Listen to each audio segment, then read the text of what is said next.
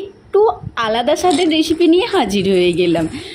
Any time মাংস, মাছ, ডিম এসব তো চলতেই থাকে, সবের রেসিপি দিতেই থাকি, তো একটু আলাদা। চলুন দেখা যাক পুরো ভিডিওটা। তো হাই গাইস, কেমন আছেন সবাই? আশা করি ভালো আছেন। আমি রিয়া ফ্যামিলি কুকিং চ্যানেল থেকে একটা নতুন রেসিপি নিয়ে হাজির হয়ে গেলাম।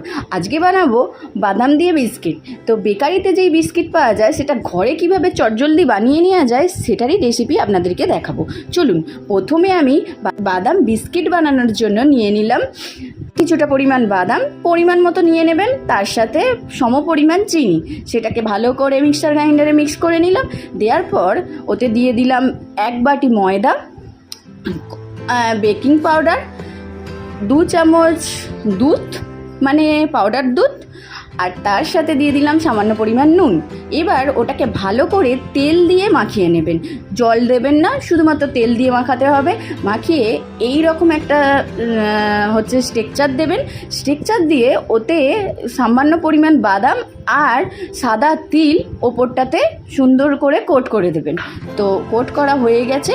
এবার একটা থালার মধ্যে কিছুটা পরিমাণ সাদা তেল নিয়ে মাখিয়ে নিয়ে তার মধ্যে যদি আপনাদের কাছে বেকিং পেপার থাকে সেটা পেতে নিয়ে তার মধ্যে সাদা তেল মাখিয়েও ওটার মধ্যে বাকি যে বিস্কিটগুলো বানাবেন সেটা দিয়ে দেবেন।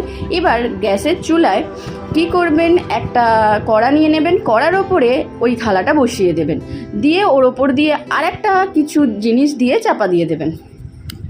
তো এটাকে 15 থেকে 20 মিনিট করতে দেবেন। 15 থেকে 20 মিনিট পর দেখুন কি সুন্দর হচ্ছে, স্ট্রাকচার এসে গেছে। তো আমি একটু ভালো করে দেখে নিচ্ছি, আর একটু ভালো হওয়ার জন্য আরেকবার চাপা দিয়ে দেবো। 5 মিনিট পরে বাদাম বিস্কিট পুরো বেকারি স্টাইলে আমার তৈরি হয়ে গিয়েছিল। অবশ্যই বাড়িতে একবার ট্রাই করে দেখবেন। আর ভালো থাকবেন, সুস্থ থাকবেন, আশেপাশে পরিবেশ সুস্থ রাখবেন। নতুন ভিডিও দেখার জন্য অবশ্যই চ্যানেলটাকে ফলো করে রাখবেন। Tata, bye bye.